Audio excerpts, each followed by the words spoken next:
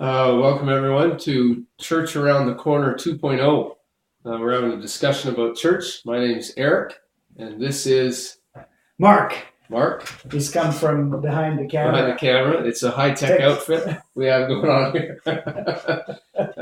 Anyway, we're here to talk about Church Around the Corner 2.0.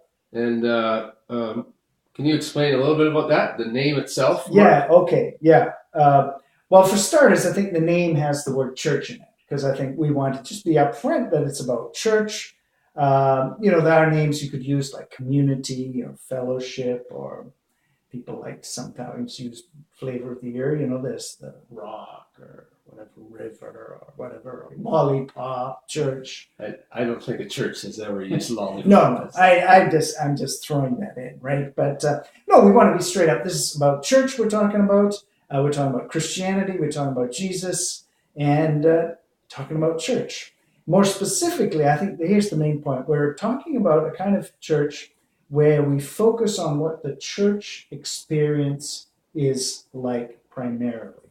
Okay, so it's centered around the experience of church, of people gathering under Christ with Scripture, and it's not really talking about a certain event or a certain service or in a certain location. Right.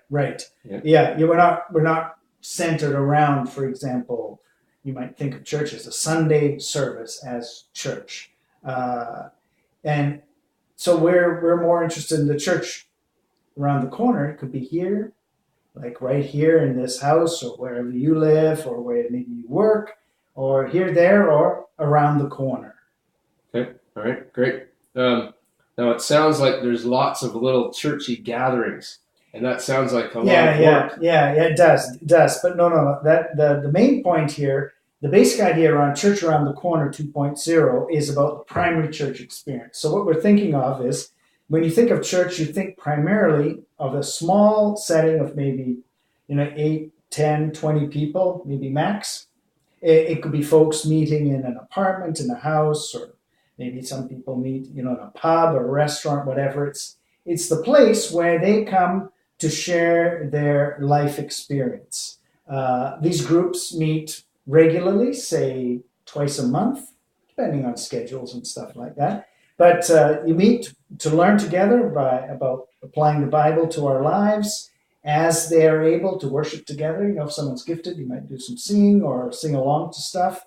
One of the main things we do is eat together, just share a meal together, and then support one another, talk about how our lives are going and how we can support one another, both by praying for one another there and also in action, some practical things. So this shared life experience that we're talking about, we've put the label house church to, right? But we'll do more about that later. This is kind of like a little thumbnail sketch about it.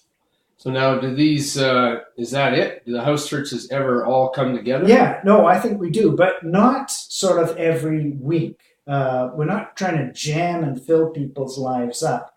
But what we're thinking of is that we would gather in the large, all these collection groups, say once a month, where we come to do things that we can do together in a larger group that don't make sense to do in a smaller group.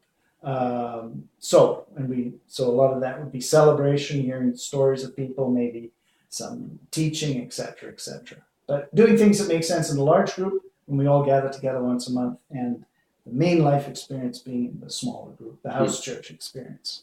Okay, all right. So kind of a combination of things. Yeah. So I think the idea then is it's a little bit of church upside down. So we're not starting with an event. And gathering people into that as much as we're starting with these different groups. Right. And then that is what is the reason to gather together in a particular thing. Okay. And that we're not going to an event where we watch. Right. And really we observe all these things, but all of us are committed to participating in a life of faith together. Right. Yeah. Right? That's what we think. As they could say in Canada, c'est ça, monsieur. Très bien. And that's what we talked about. You've probably seen in that one-page handout that picture of the church upside down, a sculpture that actually was in Cole Harbour, Vancouver, of the upside down church. But so that's our thinking. Think of church primary experience as being in the small, and every so often, regularly, once a month, we gather in the large, turning the church idea upside down. Yeah, great. Okay. And then Church Around the Corner 2.0. Yeah. What does that mean? Yeah, well, 2.0, that's just sort of a little smarty pants kind of thing, because maybe it betrays my technical software background where, 2.0 is obviously way better. You should upgrade because it's way better than 1.0. Definitely. Yeah, definitely. All right. Well, that's great. I have some more questions. Yeah. We'll continue to talk. Yeah, you may have some more questions. Yeah. But I think for now, this is it. Yeah. And I think what we should do is the next one, just do another little one of these chats about where we're coming from, and just expand a little bit on this shared life experience that we're calling house church. That's at the core of this stuff, right? Great. Yeah. So, Church Around the Corner 2.0. 2.0, new and improved. Yeah, stand by. Stand by.